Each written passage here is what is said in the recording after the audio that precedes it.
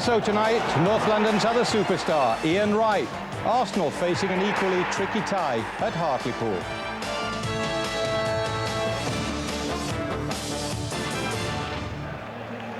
Last season, Aston Villa ended Manchester United's hopes of a treble triumph, unexpected but deserving winners of the Coca-Cola Cup. Who will succeed Villa in this season's competition? Already some of the big boys are in trouble. Manchester City find themselves a goal down, beaten last night by Barnet. And Everton are trailing Portsmouth after the first leg at Goodison.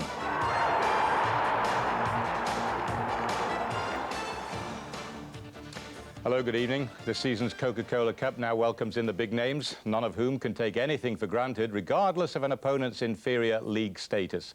Cup football will always produce an upset or two. Ian St John knows that. I certainly do. We've all been on the wrong end of cup upsets, Bob, that's for sure. It raises the old chestnut at this stage of the competition, 2 legs or one. I have to say, I'm not for it, you know. I really do think, I mean, we had 4 shocks last night. As far as I'm concerned, that would have been 4 big boys out, and that's cup football. The 2 legs give the big clubs too much advantage, I think. We're going to talk later about Gary Lineker's retirement, which is announced today. Just a brief reaction to that. Wasn't surprised, really. You know, he's been a year out of the game with injury, and I think, you know, when the referees start running past you, it's time to turn it in.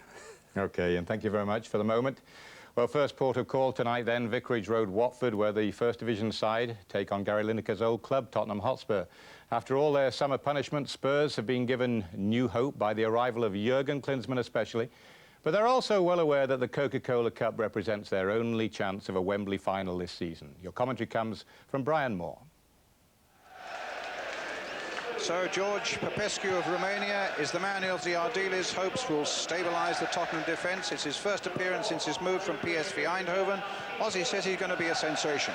Well, he's only had 4 days training with his new team. Tonight he's going to play just in front of the back 4.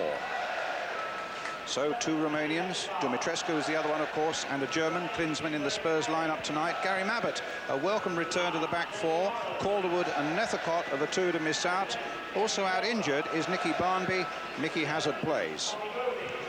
Watford, more modestly perhaps, are glad to have their former Brentford man Keith Millen back in their defence. He's over a groin strain, but they're still without Colin Foster, Gerard Lavin and the suspended keeper Kevin Miller. Spurs for sure, though, are going to be hustled in the midfield by Hessenthaler and Payne. He's newly arrived from Southend. And there could be a goal threat, of course, from the former Millwall striker Jamie Morley. A referee tonight, John Brandwood of Lichfield in Staffordshire.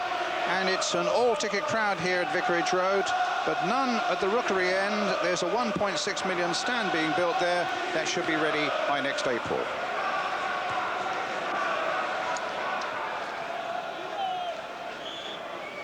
So will it be a night of rehabilitation for Spurs? Remember, they've lost 3 of their last 4 in the Premiership against an eager Watford side who've already held them to a 1-1 draw here in a pre-season friendly, which was certainly played at some pace. Ball played long there towards Sheringham. Klinsmann couldn't make it, and suddenly there's a break with Mooney now for Watford. Across the face of the goal, and Watford have scored in the opening minutes. Phenomenal start there for Watford. And a great run here by Mooney. And it's Craig Ramage who has put Watford, the home side, into a sensational lead.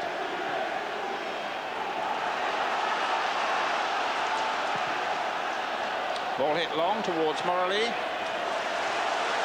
Well, that's an amazing start.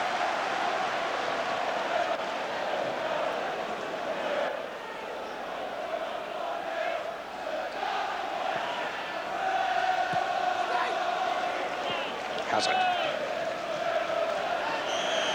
Dumitrescu. Free kick quickly taken. Popescu. Oh, that's a good ball. Kerslake now for Tottenham. Klinsmann waiting in the middle. Ball knocked back towards Dumitrescu. There's his shot and pushed away well by Digweed.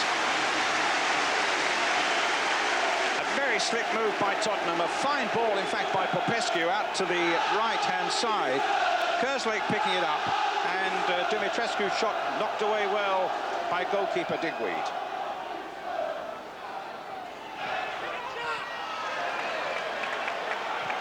Hazard.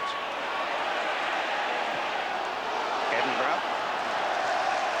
The throw to Watford.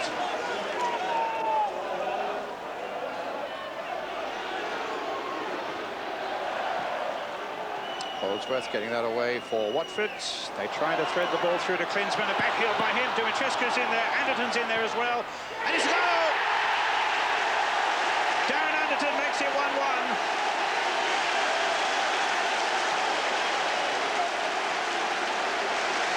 And Spurs have recovered from that opening minute shot with a very slick goal indeed, scored by Darren Anderton. A back heel by Klinsmann. Anderton picking it up. A good shot on the turn, hit with power, and that makes it 1-1.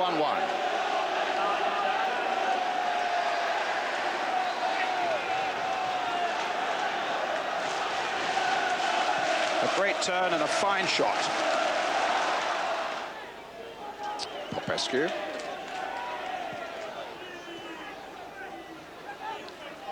Anderton running into trouble in the shape of Andy Hessenthaler.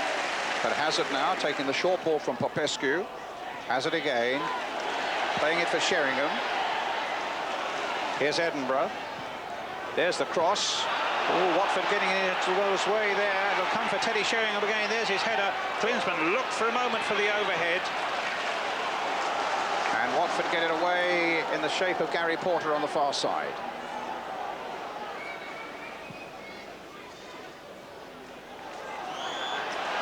Foul by Campbell on Morley, free kick to Watford.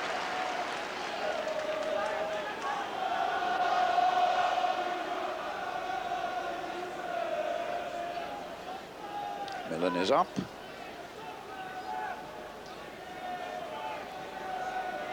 So too is Holdsworth there. It was Campbell with a very positive header that got it away for Tottenham. Dumitrescu just keeping it in play. But here's Hessenthaler. Ramage. And a long-range shot there from Richard Johnson, who's got quite a reputation for long-range shots, and in fact beat Walker from something like 30 yards in that pre-season friendly.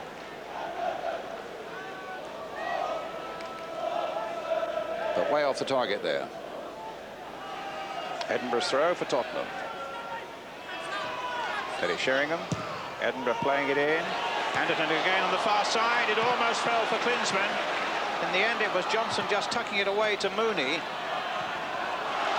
He's made some good runs down that left side already, Mooney. But he was beaten that time by Kerslake. Hazard. Klinsmann. Good turn. Has he got the better of Holdsworth here? Still Klinsmann. It's another goal for Jurgen Klinsmann, who this season is a real goal-scoring machine for Tottenham. That's 8 in 7 games. He outpaced Holdsworth, looked up, saw the keeper, a flick with the outside of the boot, and Spurs go into the lead.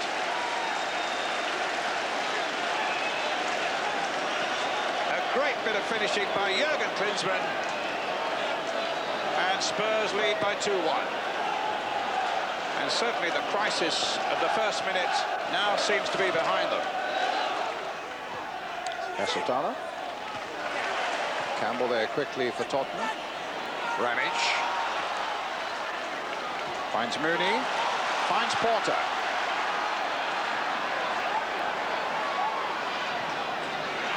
Well, he's got a shot on him. And a good one it was. Well saved by Walker.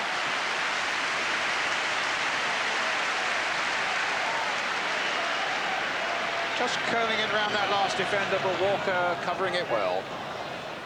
And Glenn Roeder, the Watford manager, looking fairly pensive, and just in front of him, Eddie Plumley, who finished yesterday as the chief executive here and today becomes a member of the Watford board. So good luck to you, Eddie. Ramage, good turn. Hessenthaler taking it on board. Get it out to Mooney again. There's the cross towards Morley, but too close to Walker. Millen, he's lost it. Sheringham picks it up. Once again in the middle is Jurgen Klinsmann. But Watford escape.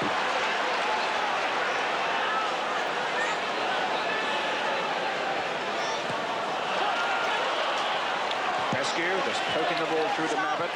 Campbell knocking it wide with their space for Kerslake to exploit on the far side.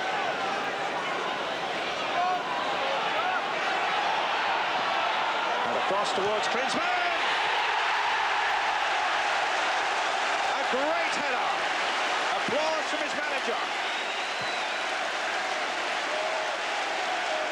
His second of the night and Tottenham's third. There just is no way to stop Jurgen Klinsmann at the moment. And those who thought he was just coming for a last big meal ticket and a last resting place of an illustrious career just have to think again. Those last two goals of his have had class stacked all over them.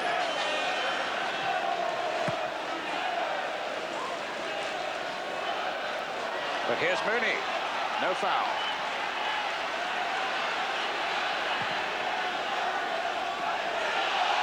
Spurs leading 3-1.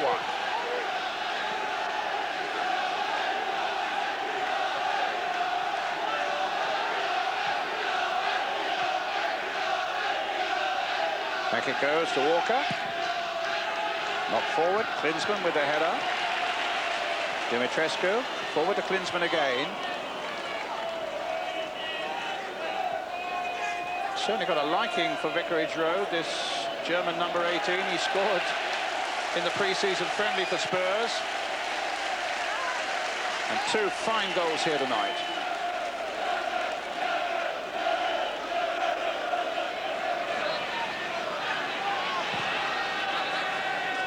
Long towards Klinsmann. And Porter gets it back to Digweed. Mooney chasing this.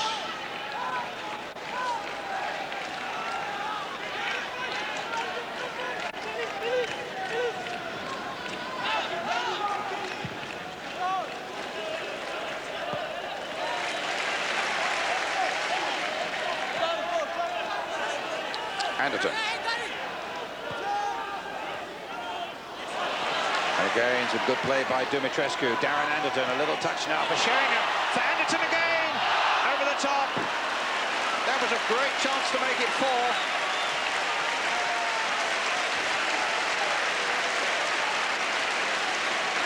4. Little touch off. Sheringham playing him in again, but leaning back and the ball going over.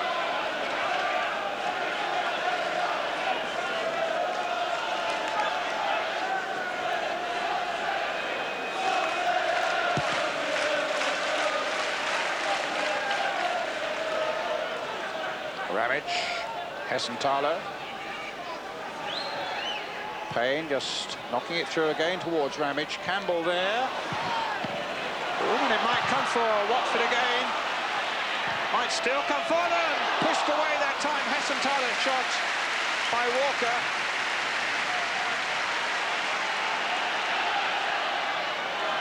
It really is all action this cup tie at both ends of the field, but Spurs slowly but surely getting the upper hand. Watford coming back at them very spiritedly, though.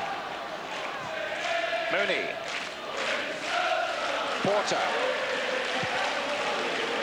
Morley. Flag had stayed down. Spurs were looking at the linesman. Morley couldn't finish it off because Campbell and Mabbott were there on him so quickly. And Anderson now at the other end. Klinsmann wanting it short. Dumitrescu's made a terrific break. And he just couldn't get on the end of it. He applauds a fine ball from Anderton, though. But the ball safely with Perry Digweed. Hessenthaler. Popescu. Here's Kerslake.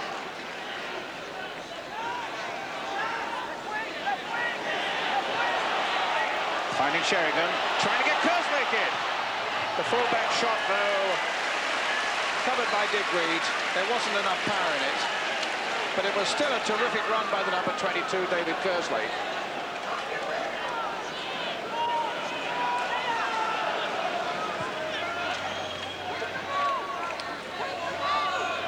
Here comes Campbell. Now Anderton again.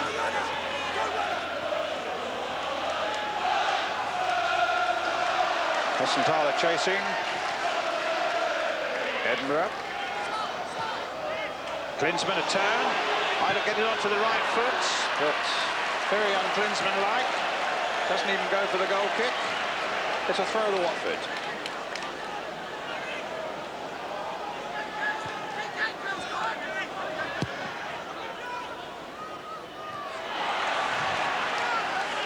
Johnson for Watford.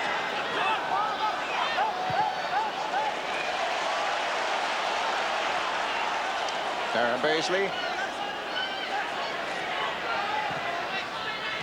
Mooney's touch. Well cut out though by Popescu. Sheringham. Dumitrescu. Well, he and Klinsmann are up there. There's room for Klinsmann. Is this the hat-trick? It is!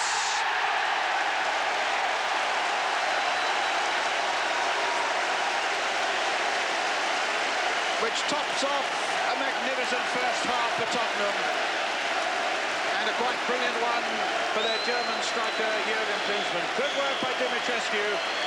Klinsmann picked it up and finished it off most clinically to give Spurs a 4-1 lead. And a hat-trick here for Jürgen Klinsmann as the half-time whistle goes. And Spurs firmly in command. A tremendous first half for Klinsmann, of course. A good first half for Popescu, let it be said. And a brilliant one for Tottenham after that early setback with the goal by Ramage. So Watford get the second half underway. The game almost certainly beyond their reach now, with a second leg still to come, of course, at White Hart Lane.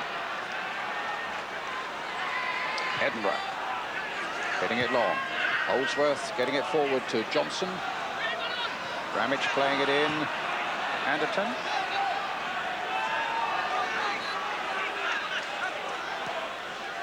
Popescu to Sheringham. Here's Kersley. Klinsmann. Kersley again. Had some terrific runs in that first half. Stopped that time by Porter. Kersley again, just knocking it forward towards Darren Anderton. And it's Digweed's ball.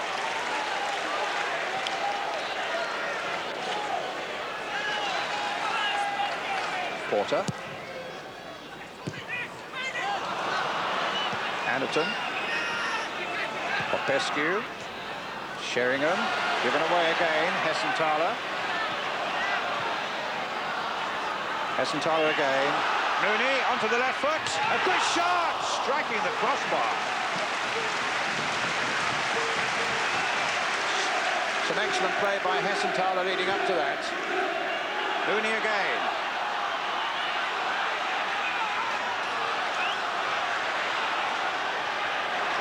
And in the end, he's running out of space. Surrounded by Mabbott and Hazard. Up to Anderton. Mabbott again.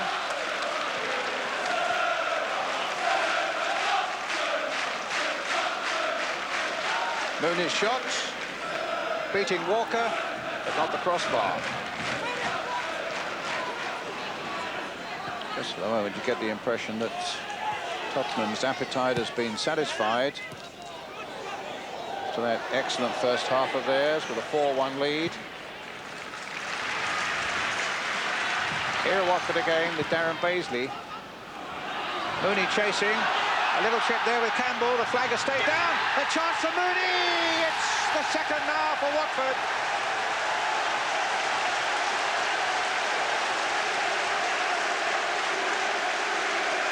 Campbell felt that he was fouled there by Mooney.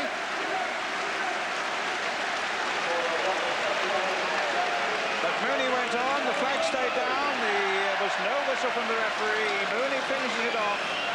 And it's now Watford 2, Tottenham 4.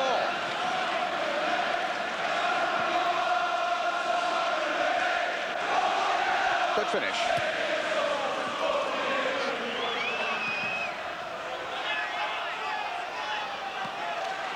Nicely taken on his chest by Gary Porter. Played up there for Morley. Back for Mooney. Morley. Porter. Hit long there. Edinburgh didn't really get hold of that one. Hessenthaler can turn it back in again towards Morley. There's a header, but it's saved by Walker. And away comes Spurs now. Played for Klinsmann by Danny Hill. Wants it back again. And gets it. Plays across there. And somehow Sheringham missed it. Well, he scored 44 goals in the last 2 seasons. Top scorer both times, Teddy Sheringham. Scored only once this season on the opening day of the season. And that really was a glaring miss. Good work by Hill. But not by Sheringham on that occasion. Spurs still lead 4-2. Up goes Mabbott. Porter. Hessenthaler. Morley getting in behind them. Good work by Walker. And gets it through to Mooney again. Will he turn and he shoot? Ramage with the shot, just wide for Watford. It's a terrific fight back now by Watford. But they're still 2-4 down. So close to a third goal. Some terrific keeping there by Walker. Just guiding it a foot wide.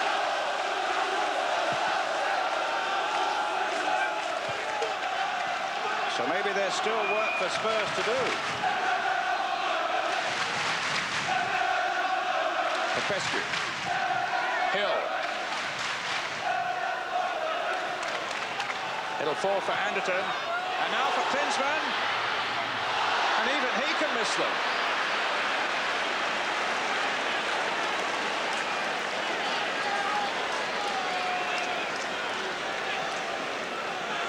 Already a hat-trick to his name, a glaring miss by Sheringham and now by Klinsmann. And the flag had stayed down, there was no thought of an offside.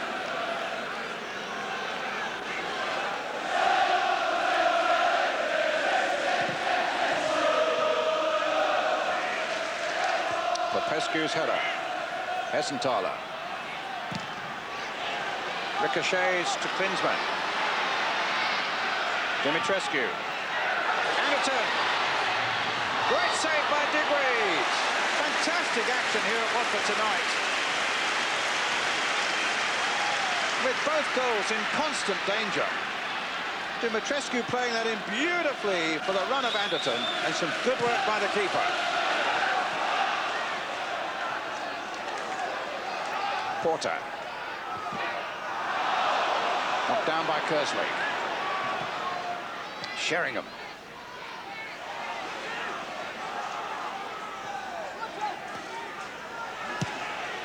Hill. Here's Sheringham. And this time he has scored. Well, it's been a long time coming for Teddy Sheringham, not since the opening day of the season as he scored. Tottenham's top man for the last 2 years, and he's missed one glorious chance here tonight.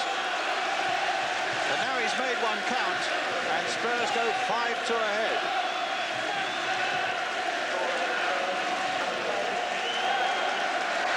Defence again nowhere to be seen, and Sheringham made them pay for it. Popescu.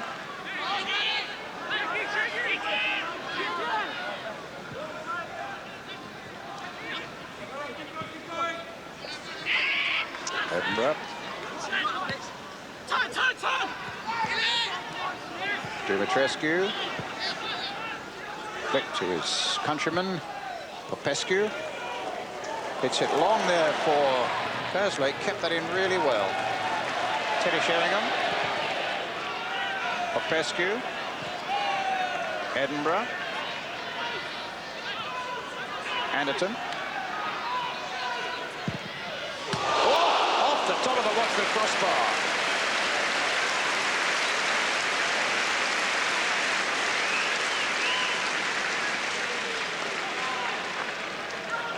Well, it was Anderton's finishing that got Spurs back on the road tonight, and nearly there made it 6 of the best.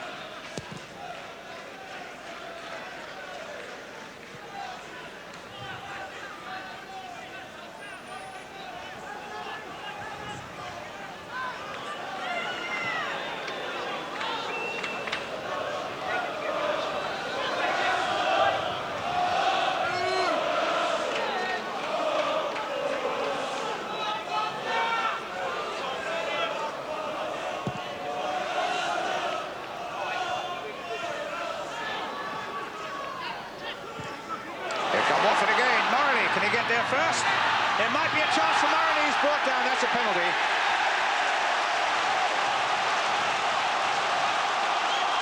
The referee might want a word with Walker.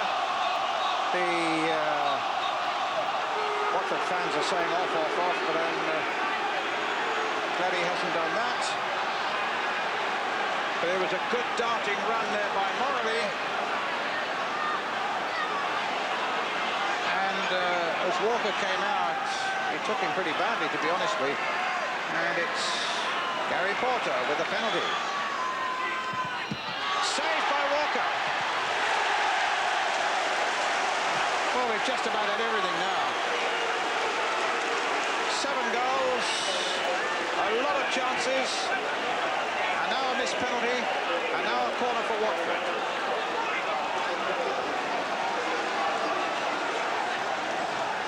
Porter with it. So a goal kick for Tottenham. Here's Porter. There's the save.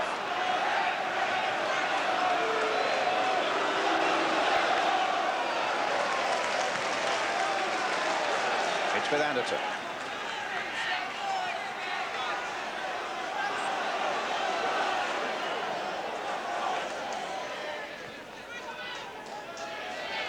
Klinsmann. Sheringham knocked down for Dumitrescu. This is another one, surely. That makes it 6. Dumitrescu.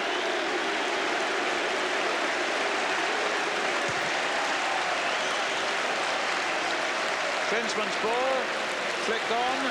A nice chest down by Teddy Sheringham. And the Romanian international did the rest.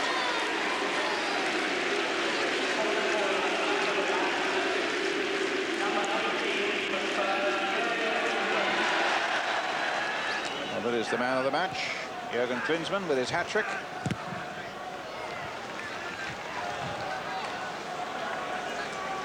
We're now coming to time added on at the end of an exhilarating 90 minutes.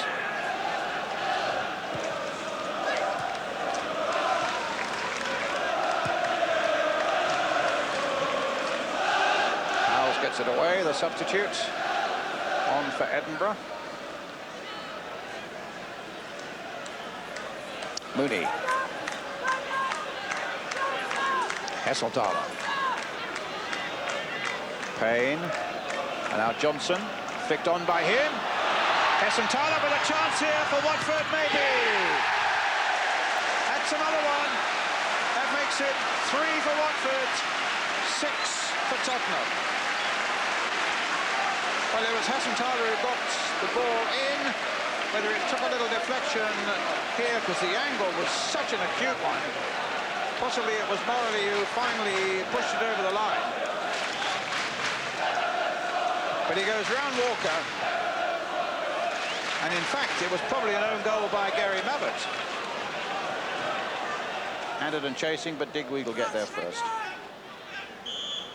The final whistle. What an extraordinary night of cup-tie football then. Spurs go into the second leg with a 6-3 lead. 9 goals, some very charitable defending on both sides, it has to be said. But out of it all, some really exhilarating football as well, particularly from Spurs and their attack in the first half. Klinsmann with a hat-trick. Anderton, Dumitrescu and Sheringham with the other ones. Ramage, Mooney and an own goal by Gary Mabbott right at the end. But overall, fantastic value for fans. And a final score then here at Vicarage Road. Watford 3, Tottenham Hotspur 6.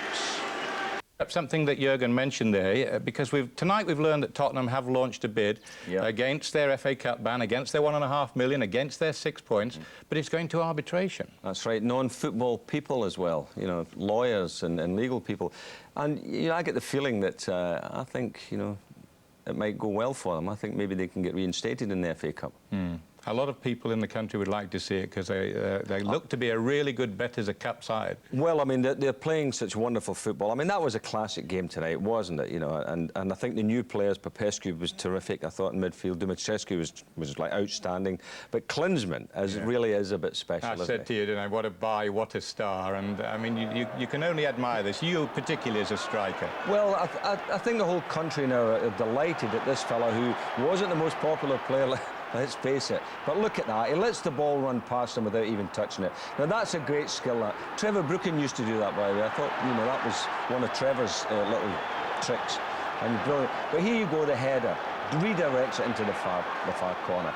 And have a look when it comes over. He's in the middle of the sandwich here. 2 defenders. Up he goes. He has a wonderful header of the ball. Great direction. Yeah, just placed it back where it came. And this was wonderful football, wasn't it?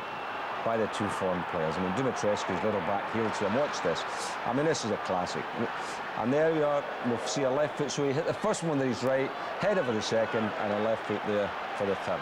Perfect hat trick. You can only admire Ozzy's philosophy, can't you? I mean, he started with 5 attackers at the beginning of the season. Yeah. He's still got 4 in there tonight. Yes. Oh, I mean, we're all delighted the way Tottenham Hotspur are playing because, I mean, it's all entertaining football. I mean, we've got Newcastle up in the north playing great football and winning. We want Tottenham really to win more. They're losing a lot of goals. I mean, even tonight, they lost 3 and could have lost 3 or 4 more, couldn't they? That man Klinsmann, in a way, his being brought to White Hart Lane has turned all that turmoil of the summer around. Everything. All of a sudden, the whole club seems to be together. You know, the fans are backing a club, the players seem to be pulling their weight, and the whole thing seems to have sorted itself out. You really thought Popescu had a good debut? Yes, I did. I thought he played very well, and as I say, I thought Dumitrescu, going through the middle tonight, he had so many chances going through there, and I thought he played well too. Yeah, wonderful. 10 years ago, he took his place in a young Hartlepool side. As for Arsenal, manager George Graham rests his Scandinavian internationals John Jensen and new boy Stefan Schwartz. We join it in the first half. Commentary from Gary Bloom. So, a quarter of an hour in, still goalless between Hartlepool United and Arsenal. Smith picks out Ian Wright. Merson. Good stop by Horn. That was a lovely 3-man move by Arsenal, which probably deserved a goal. And this should have been the opening goal of the game. Merson arriving at pace inside the penalty area, denied by Brian Horn, who spread himself delightfully.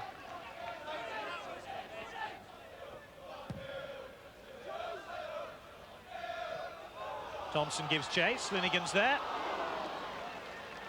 It was an ambitious ball to find Keown, but it was well done. Burgess now. Thompson. And Halliday's through here. He's round the goalkeeper. Halliday has missed it. Oh, what a gilt-edged opportunity for Hartlepool United. And Stephen Halliday could have become the hero of Teesside had he scored that goal. There was some poor Arsenal defending, and Halliday, once he'd taken the ball round Seaman, seemed destined to score. That miss will haunt him for year upon year.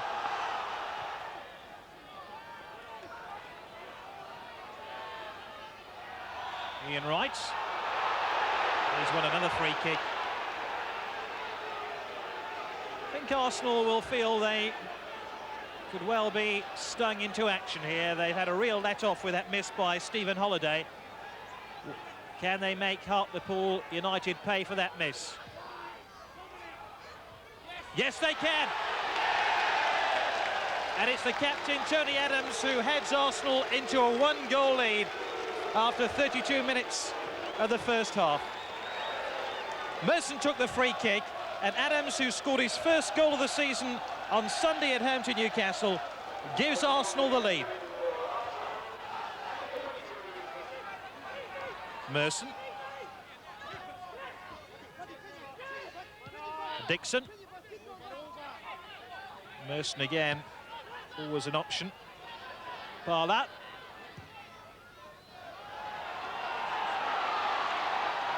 Nobody on the left-hand side of the penalty area, so Phil Gilchrist can bring the ball forward for Hartlepool. Hatchins calling for it. Linegan. Parlour. There's the beating of Keith Oliver with some ease. Davis rolled into the path of Martin Keown. Arsenal looking for a second goal before half-time. They found Ian Wright, and it's going to be 2-0 courtesy of Alan Smith. Ian Wright will take a big share of the credit for that goal. He's running in the inside left channel to get on the end of Martin Keown's through ball was the key to the goal. And as he tried to place the ball wide of Brian Horn, Alan Smith was there for the simple tap-in. 2-0.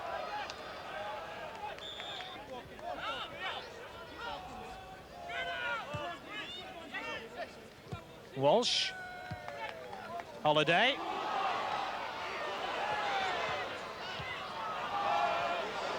Tate was wrong-footed. Parlour wasn't, though. Gilchrist forces it back in. Now, can Thompson keep the ball alive? Oh, yes, he can. Holiday's in the middle here. This is Holiday.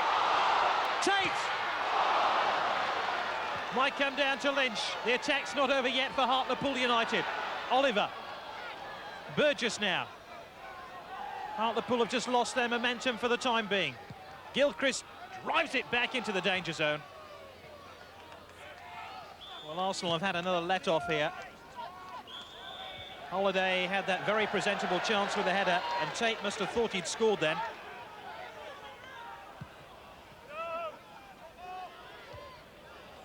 Tate. Lynch. Tate now. He's got the beating of Lee Dixon. Oh, and he watches the ball bury itself into the side netting after taking a deflection, and Mick Tate shows the way forward for Hartlepool United. His determination to get a shot in here was exemplary.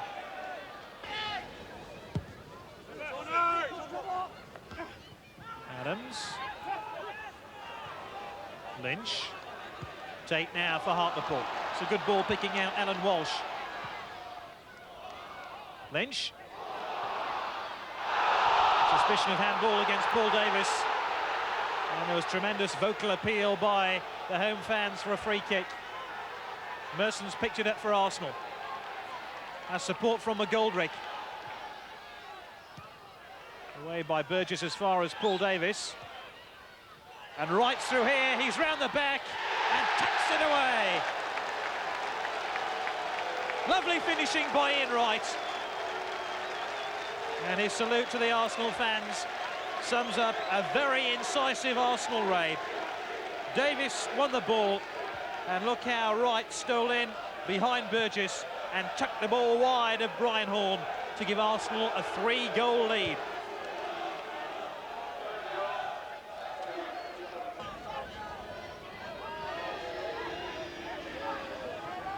McGoldrick. Merson now for Arsenal. Keown. In towards Parlour. Plenty of passing now. And Davis loses possession. Adams. This is what George Graham wants. Hartlepool chasing the ball and chasing the Arsenal shadows at the moment. Parlour. Right. He's picked out McGoldrick. There was a mistake by Walsh there. McGoldrick's cross. Oh, that's a great Arsenal goal. Headed in by Paul Merson. Well, Paul Merson returned to Arsenal's team with 2 goals against the Cypriot Simonia Nicosia in the Cup Winners' Cup a week ago. But this was an easy header for him once McGoldrick had floated the ball in.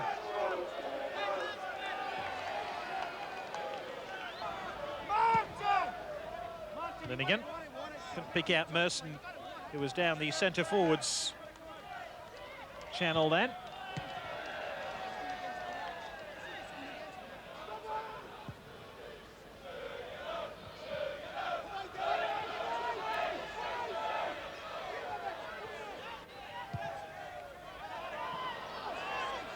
Selly. Wright sprints down the inside left channel, and he's round Phil Gilchrist. And he squirted the ball into Ian Wright. Oh, what a well-taken goal by the Arsenal striker. He left the Hartlepool United captain Phil Gilchrist for dead, following this long ball by Selly. Look at Gilchrist, he wasn't sure where the ball was. Ian Wright knew exactly where it was, and he knew exactly too where the goal was. He looked up and scores Arsenal's 5th goal of the night. Landy, welcome back to Hartlepool. Was it slightly nervy playing in front of, you know, your old fans and at the old ground? I think I was probably more nervous tonight than probably playing at Wembley. But as I say, it was nice to get a good win and see a few of the family while I'm here. Now, Arsenal's league form is unconvincing at the moment, so how important was this emphatic win? Well, it's a good boost to get a good win, especially away from home, and by 5 goals has given the lads a lot of confidence and a bit of a G up, because I think the lads played well on Saturday against Newcastle, but Newcastle were just that bit better, so we'll be looking to string a few good results together in the near future. Well, I know that's exactly what George Graham will want. He'll be happy enough with the 5 goals, because it's been a really poor start in the league, Ian, for Arsenal. It's made it a struggle for them, Bob, because, as you know, you can't really afford to lose that many games in the league. They've lost 3 already. Some people say about the Championship, they say 6, sort of maximum 7. They've lost 3 out of the first 6, so that's what you're saying, isn't it? Well, I think if you look, when Arsenal did win the league, I don't think they lost 6 games. Well, they only lost 1 the last time. Well, I mean, that was exceptional. And they've lost 3 already. And how many games have they played? They've only played 6 games in the league, and they've lost 3 already. So it's a terrible start for them. Interesting that George rested Stefan Schwartz, because I know you've been very interested about him. Well, I think he's a very good player. In the Makita tournament, he was terrific. But he just came back from the World Cup. He was fitter than anybody else. He was really, you know, full of himself. But I think the boy needed a rest, Bob. You know, players come back off the World Cup and really need a bit of a break, need a rest. And he actually maybe needs a couple of games off. I'm sure he does. Coca-Cola Cup ties were played this evening. Action from some of those still to come. But let's just look back 24 hours to some of the best action and real shocks from last night's 17 ties. Gabriel Clark reporting. Not even the Barnet of the Barry Fry era could ever beat a Premiership side. Ray Clements' cut-price team managed it within 27 seconds. Free transfer, Dougie Freedman got the goal. Clements called it the greatest result of his career. It's been a difficult start to the season for Crystal Palace, but this result really was tough to take, because Armstrong, Salaku and the rest should have wrapped up this tie long before Gary Bannister's shot came back off Nigel Martin for David Magic Johnson to inflict another defeat. The fizz has gone out of West Ham United's attack as well, and when Martin O'Connor flicked on for Stuart Watkis, it all pointed to another shock, especially with Walsall's players out to impress new manager Chris Nicholl. Maybe the Cameroonian Charles Nuttermark tried just too hard to win friends and influence people.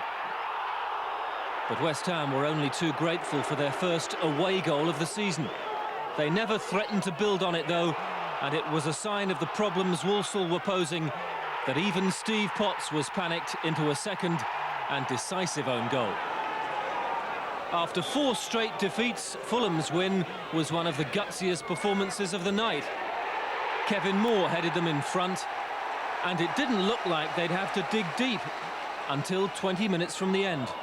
The Canadian international Paul Pescosiligo bobs and weaves inside the penalty area and wins himself a penalty for the challenge from behind. Fulham can't believe it. Toddy Oligson puts away the spot kick. And Stoke, still without a manager, but with 3 wins out of 3 behind them, took just 60 seconds to get another. Fulham thought there might have been a handball there by Pescosilido. Before they could appeal, though, the ball was in the back of the net from Nigel Gleghorn. The sense of injustice only brought out the best in Ian Brandfoot's side. Alan Cork's streetwise experience wins Fulham a penalty. Now it was Stoke's turn to be on the receiving end of some controversial refereeing. Carl Muggleton guessed right to save Gary Brazil's penalty, only for the linesman to pop up and persuade the referee Muggleton had moved too soon. Brazil handed the ball to Cork, but for the second time, Muggleton saved, only for Robert Howarth to knock in the rebound. And Fulham gave themselves a real chance for the second leg by pressing for the winner. And on his home debut, Mark Blake got it for them just 5 minutes from the end. 3-2. At Goodison Park, Mike Walker was banking on the first leg tie with Portsmouth for his first win of the season. For an hour, all he got was another embarrassing examination of his defence. To make things worse, Jerry Craney, who Walker could have signed from Celtic in the new year, was the real tormentor, with 2 goals in the first 15 minutes. And when Ray Daniel was given the freedom of Liverpool to trot down the left and cross for Bjorn Christensen, the tie looked as good as over. But Everton's 2 major signings of the summer did make a difference after that. £2.5 million Vinny Samways sparked a comeback of sorts with his first goal since arriving from Spurs. And then the Nigerian Daniel Amakachi showed the pace and strength Everton reckon makes him worth £3 million. John Gittins conceded the penalty. Graham Stewart knocked it in, but Everton will have to score at least twice at Fratton Park to stand a chance. Reading, third in Division 1, carried that league form into the first leg tie with Derby. Commentary from Gary Bloom. Taylor did well to handle the ball. Oh, that's a back pass. Quinn, he scored. Oh, what an error by Derby County. Carsley, Gabbiadini, still Gabbiadini, and they have the equaliser in injury time at the end of the first half. Now here's an opportunity, Quinn. It's 2-1. What a splendidly struck goal by Paul Holsgrove. Gilks, he's pinched the ball now for Reading. Scoot to the back post, Quinn arriving! It's 3-1.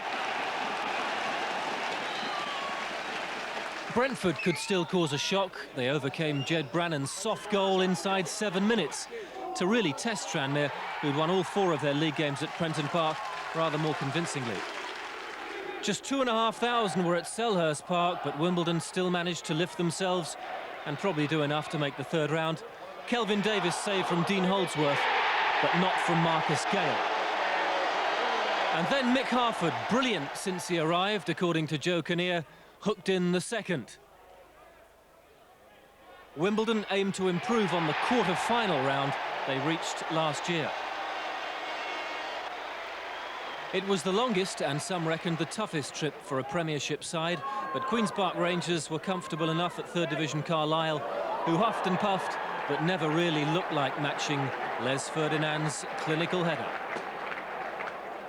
Well, that's last night, and Ian, there were 4 Premier League sides who were delighted that it was 2 legs and not just one. Well, that was the point I was making at the start of the programme, Bob, and you know, again, we saw it tonight. And you see the crowds. I mean, the away fans don't have to travel because they think, well, you know, they're coming back to our ground in the second leg.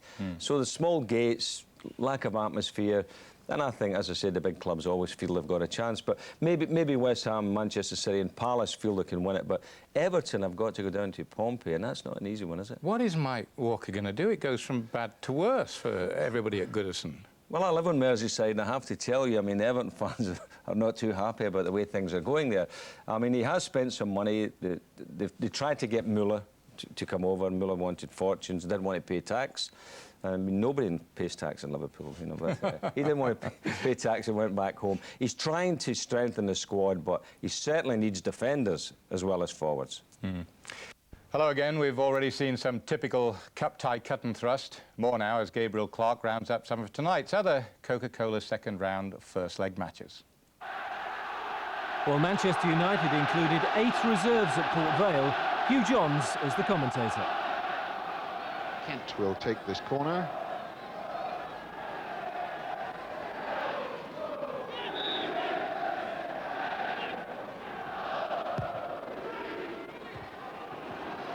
Turning out as far as Landyman, and she's in there. 1-0 Port Vale. That looked like Sandyman.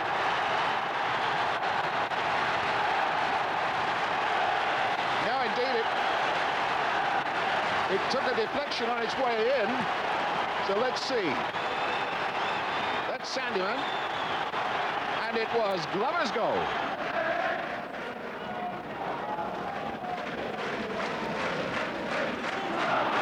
Oh, yes. It's on for Scholes. And he's got it. Well, Paul Scholes, 1-1. Travelling fans from Old Trafford, well pleased with that. I make that 37 minutes of the first half. Bad mistake in the Port Vale defence. Well read. And Scholes had a scholarly touch on that one. Clare. Well, that'll drop to McClare again. Reaching for Davis. Did well. Good cross. Yes! Beautiful goal. And Scholes has done it again.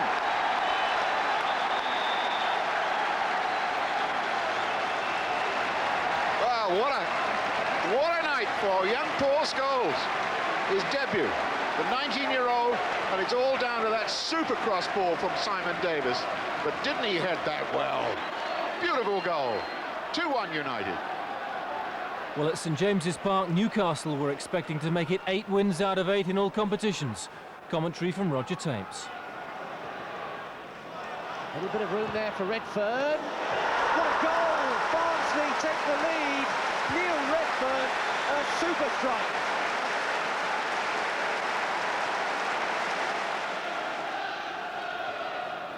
Beresford knocked in. Fox knocks it back, and Cole.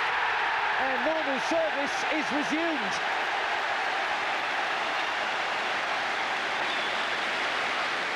Beardsley now. Beardsley fires in the shot, but again Barnsley got enough men there.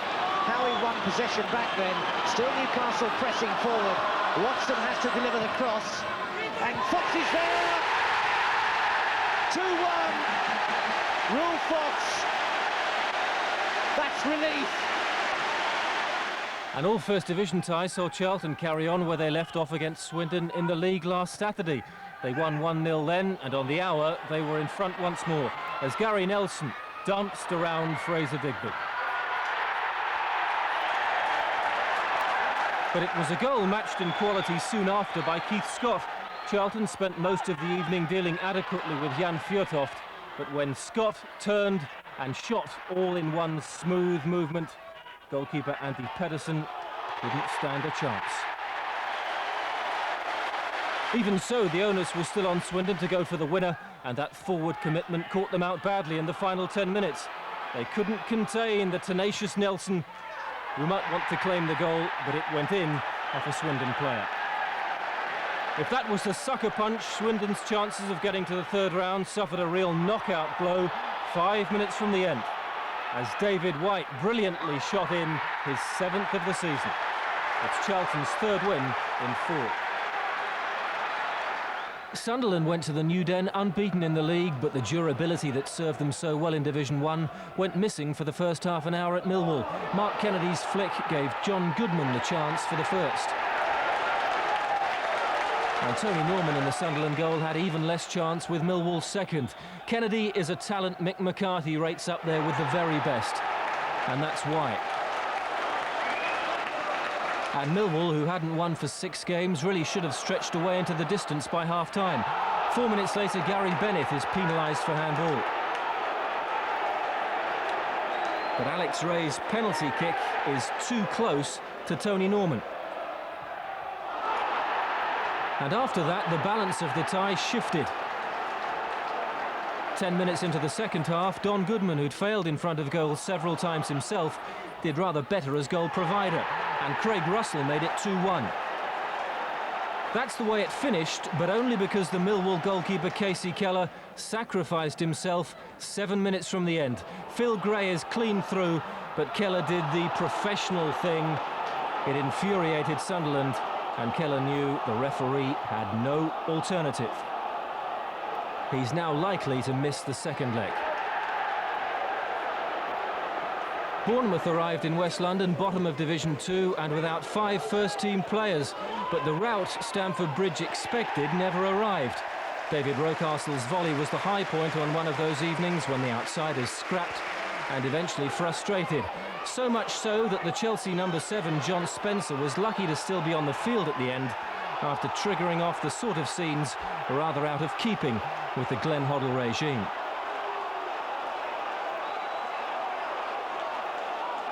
Brighton did even better than Bournemouth. Liam Brady's side have shown decent form in Division 2, and on a night when there were a few more Premiership sides upset, Leicester couldn't keep them out. Kurt Nogan scored his 10th in 11 games, 13 minutes from time, and Leicester have a bit of work to do. But not as much as Ipswich Town. If it's a cup competition, Bolton are not the team you want to play. It took them just 6 minutes to ease into the scintillating form they showed in the FA Cup last year. Jason McAteer swept them in front. But the man who did as much damage to the Premiership clubs as anybody last year, John McGinley, wasn't to be outdone. 6 minutes from time, he was in the right place to hook in David Lee's cross. And it got worse for John Lyall's side. This was the heaviest defeat for any Premiership side this week, rounded off by a superb individual goal from the Bolton number 5, Alan Thompson. 3-0, and Bolton are as good as in round 3. Ipswich defeated heavily, Brighton also losing, and we learned that Leeds United lost at home to Mansfield. Brighton winning. Yes, right? Yes. More biggies going. Yes. I felt a little bit for Ipswich, who had a tough one on Monday against Norwich and must have been really tired to play that one tonight. But a couple of incidents tonight there. I mean, we saw Casey Keller being sent off, Bob, and I think you as a goalkeeper, you may have your sympathy with him, but I don't think he can complain at this one. It seemed really rash to come out there and go for the ball with his hands, didn't it? Now that's fine, Ian, isn't it? That's where the inconsistency comes in, where earlier this evening we see at Vicarage Road, young Walker bring down the Watford player. Well, this is the point that we're always on about, the inconsistencies of referees. Now, I mean, Walker goes out here, doesn't get the ball, and I think blatantly pulls him down, doesn't he? Goes in there, pulls him down with his feet. Bang. Now, that is, for me, a sending off. Now, 9 referees out of 10 would have sent him off, wouldn't they? But there you go, there's inconsistency, Bob, and I do think they've got to get together, the referees, and decide, do we send them all off or don't we send anybody off? Yeah. OK, Ian, thank you. Now then, here's Gabriel again with all tonight's results. Well, a good start for the holders. Aston Villa 5, Wigan 0, 2 for Dalian Atkinson, Dwight York, Dean Saunders and Neil Lamptey on his debut also scored. Brighton 1, Leicester 0, Chelsea 1, Bournemouth 0, Hartlepool 0, Arsenal 5, Ipswich 0, Bolton 3, Leeds United 0, Mansfield Town 1. The biggest shock perhaps of the week. Mansfield 83 places below Leeds, winning with a goal from Simon Ireland. Liverpool 2, Burnley 0, John Scales and Robbie Fowler got the goals. Millwall 2, Sunderland 1. Newcastle 2, Barnsley 1, Norwich 3, Swansea 0. Nottingham Forest 2, Hereford 1, 2 for Stan Collymore after Hereford led at half-time. Port Vale 1, Manchester United 2, Sheffield Wednesday 2, Bradford City 1, Swindon Town 1, Charlton 3, Watford 3, Tottenham 6. In the Scottish Coca-Cola Cup, Celtic 1, Dundee United 0, Falkirk 1, Aberdeen 4, and finally Hibernian 1, Airdrie 2. Now, our last chat tonight has to be about Gary Lineker's announcement of retirement today. How good a striker has he been, Ian? Oh, top quality striker without a doubt. I mean, his record is terrific in the game. I mean, I remember watching him as a boy very early on at Leicester, and this is him for Leicester, knocking him in. People started looking at him then. He was with Big Smith, funnily enough, then. Went to Everton, and he scored over 40 goals one season for Everton, which was fantastic. Goal-scoring tally there. Continued it. That's right. Then he went abroad, went to Barcelona, was a star there, which, you know, it's always difficult going abroad and becoming a star, but he did it there. Came back to Tottenham. This is actually his first ever goal for Tottenham. Nice little simple header, thank you very much, against Norwich, yes. For England, I mean, he was a great goal scorer. These are two famous ones, aren't they? Everybody jumped out of their seat for that one against Poland in '86. That's right, that was that one. And then here's another one. Again, and this was the 90. World Cup. That's the 90 World Cup against Germany. Yeah. His strike rate, extraordinary, isn't it? 48 in 80 internationals for England. One behind Bobby Charlton, and Bobby had played 106 games, you know, for his 49. So it was a shame in a way that he didn't maybe equal it. But having said that, my little partner, 44. I thought you'd mention him. Out of 57 games, Jimmy Greaves, had Alf Ramsey not left him out, and Jimmy would have been the record goal scorer without a doubt. I've got to ask you, what do you think Gary Lineker will do now? Well, funny you should say that. I think there's a job going at the BBC. I don't know if you've heard about that. I'm not daft, you know. I knew. Oh, I think my timing's very good, I Ian. think you jumped ship on that one. Thanks very much, Ian. Well, now, just time to remind you of some great football coming up on ITV, none more so than next Wednesday at 8:20 when there's live coverage from the Champions League. And look who it is, Galatasaray, the Turkish club who ended Manchester United's European Cup hopes last season. They take on United again in that intimidating cauldron in Istanbul. It's not to be missed. Later the same evening, highlights of the other Champions League games. That's at 11:10 with Jim Rosenthal.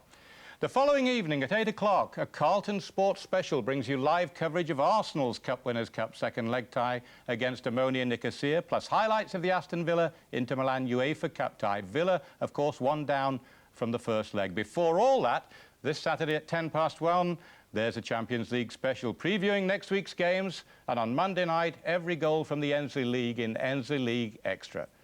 That's all to come tonight, though, and on a day when an old Spurs favourite, Gary Lineker, announced his retirement, Tottenham's new striking hero, Jurgen Klinsmann, made it 10 goals in 7 games. Bye-bye.